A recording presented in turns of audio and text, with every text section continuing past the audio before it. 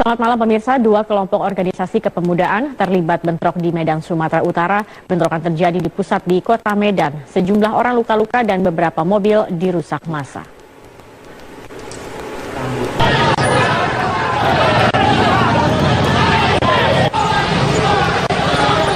Bentrokan yang terjadi di kawasan Jalan MH Tamrin, Medan terjadi secara spontan. Belum diketahui penyebab terjadinya bentrokan ini.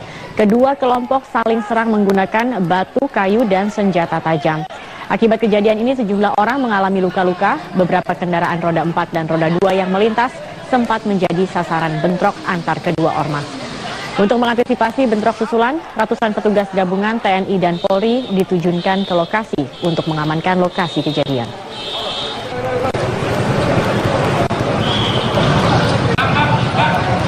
Dan pemirsa, saat ini kami sudah terhubung bersama dengan Kapolresta Medan, Kombes Polisi Mardias Kusin Dwi Hananto. Selamat malam, Pak Mardias. Selamat malam, Mbak. Ya, saya ingin menanyakan bagaimana situasi saat ini di sana, apakah sudah kondusif?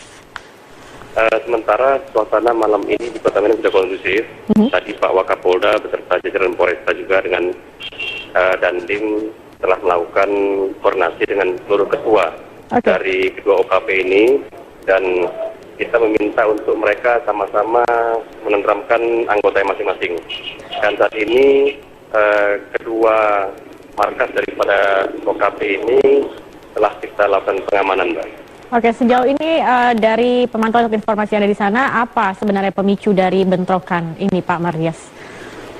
Pemicunya adalah ketika salah satu OKP akan melintas dalam rangka menghadiri pelantikan ranting. Ketika melintas di depan markas OKP yang lainnya, ini terjadi perselisihan, sehingga terjadinya penganiayaan yang dilakukan oleh beberapa anggota OKP di markasnya dan dilakukan pengejaran, Mbak. Apakah polisi sudah menangkap pelaku? Sementara ini kita masih dalam penyelidikan. Beberapa saksi baik dari kedua OKP ini sudah kita bawa ke Polda untuk kita lakukan pemeriksaan, sehingga nantinya kita bisa menetapkan tersangka. Berapa banyak yang dibawa, Pak Mardias? Sekitar 14 dari satu OKP dan 10 dari OKP yang lain, Mbak. Kemudian untuk korban sendiri, apakah ada korban luka maupun korban jiwa dalam bentrokan ini?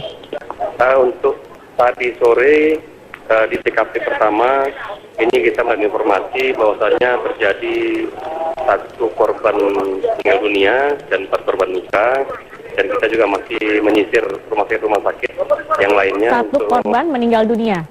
Ya. Ini atas nama siapa, Pak Mardias? Mungkin nanti kita ini, Mbak. Artinya identitasnya belum diketahui? Sudah.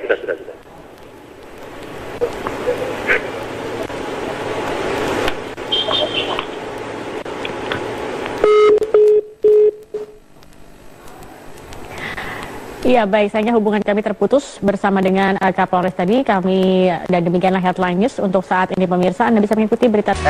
Ya, kasus Mirna memang masih menghebohkan di dunia sosial media. Seperti yang bisa kita lihat bersama di sini, beberapa respon dari para netizen yang bisa kita lihat bersama. Pertama dari Ed Kurusman, firasat gua sih bukan Jessica pembunuh Mirna. Coba polisi jangan asal tangkap. Oke, sudah mulai ada teori baru nih sepertinya ya dari netizen ya. Oke, next ada ini dari sosmed rame juga ya, Denis ya? Rame dan semua berkomentar ya tentang penetapan status tersangka kita sudah terbiasa nonton Sherlock Holmes, Detektif Conan, NCIS, iya. CSI. Nah, ini dari Ayuningsih 12-8. Jika pembunuh Mirna polisi tidak bisa menjeratnya karena minimnya bukti, maka kasus pembunuhan seperti ini akan banyak ditiru orang. Waduh. Wah. Jehong Bingit. Artinya apa, Denis, di Hong Bingit itu? Jahat bang. Kok ngerti sih, Denis? Oh ngerti dong, Julia Perez soal yang ngomong. Gitu. Karena Julia Perez memang, iya, saya bisa 3 bahasa. Indonesia, Inggris, Julia Perez. Oke, it makes me so curious this Mirna case. She got poisoned in the open public place with the blue. Gitu.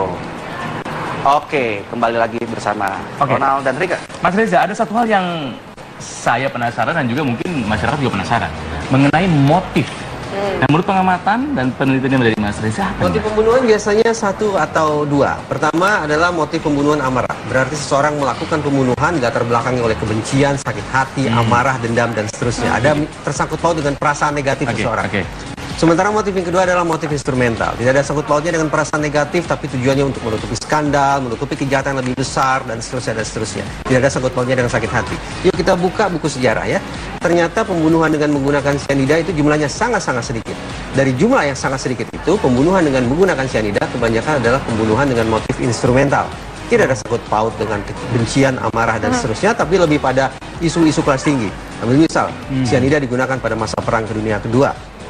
Juga ketika Presiden Saddam Hussein melakukan pembersihan etnik di Kurdi juga menggunakan cyanida. Jadi isu-isu kelas kakap, isu-isu kelas tinggi, isu-isu elit macam itu. ya. Dan itu memang sebanding dengan cyanida sebagai sebuah zat yang susah didapat, plus lagi takaran yang sedemikian ekstrim yaitu 15 gram. Nah, jadi kalau kemudian kita jadikan buku-buku sejarah itu sebagai sebuah rujukan, maka kita pantas untuk membangun sebuah spekulasi bahwa kasus pembunuhan berencana yang salah sasaran ini juga dilatar belakangi oleh motif instrumental, motif-motif kelas tinggi, bukan sebuah konflik personal sifatnya. Tapi tadi kan Mas Reza mengatakan sebelum break juga tidak apa-apa polisi menetapkan tersangka karena toh pun juga belum menjadi terdakwa dan terpidana begitu kan. Dan ini merupakan cara polisi juga untuk menenangkan masyarakat karena sudah cukup sebulan ya rasanya belum ini ya.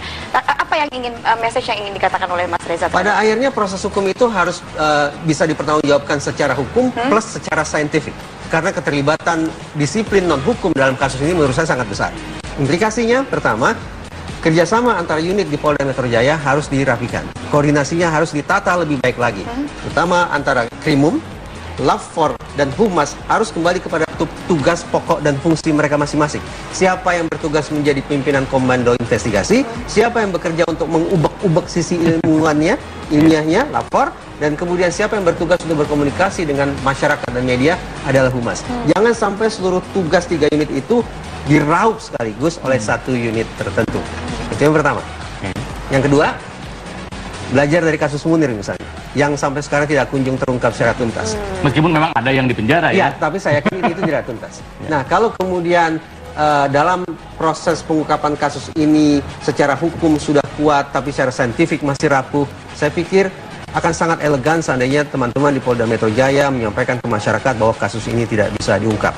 1-2 hari masyarakat pasti akan kecewa, pasti akan gundah. Tetapi apabila disampaikan secara realistis dan elegan ke masyarakat, mudah-mudahan masyarakat akan pada akhirnya bisa menerima. Kasus yang tidak bisa diungkap, Mas. Ya, saya khawatir bahwa kasus semacam ini tidak bisa diungkap. Kenapa? Tadi kita bicara tentang kemungkinan motif kelas tinggi yang bermain-main di balik kasus pembunuhan berencana namun salah sasaran ini. Tapi bahwa dari alat bukti sudah cukup, keterangan saksi sudah ada, keterangan dari ahli juga sudah ada, kemudian juga dari CCTV, prarekonstruksi, semuanya sudah dilakukan. Alat bukti dimanfaatkan untuk 2 tahap. Pertama, alat bukti tersebut harus bisa meyakinkan penyidik bahwa ini sungguh-sungguh kasus pidana. Bahwa ini sungguh-sungguh kejahatan, ini sungguh-sungguh pembunuhan. Karena kalau bukan pidana, tanda petik selesai masalah. Nah, setelah tahap pertama selesai, masuk ke tahap kedua. Bahwa seluruh alat bukti tersebut harus bisa meyakinkan penyidik tentang siapa pelakunya. Sampai hari ini, saya pikir sudah bulat sempurna. Tahap pertama selesai. Penyidik, termasuk kita masyarakat, sudah yakin ini adalah pembunuhan, bukan kecelakaan. Sudah sepakat ya. Berencana Kita sepakat, pembunuhan berencana. Tidak mungkin dalam kopi tiba-tiba ada cyanida 15 gram gitu ya. Tapi pada tahap kedua, yaitu meyakinkan kita semua bahwa ini adalah pelakunya, ini yang Itu masih yang belum sangat-sangat rapuh. Karena dari sisi, terutama sekali dari sisi kerja ilmiahnya yang masih harus dipertajam lagi. Baik, terima kasih Mas Reza Indragiri Terima sudah kasih.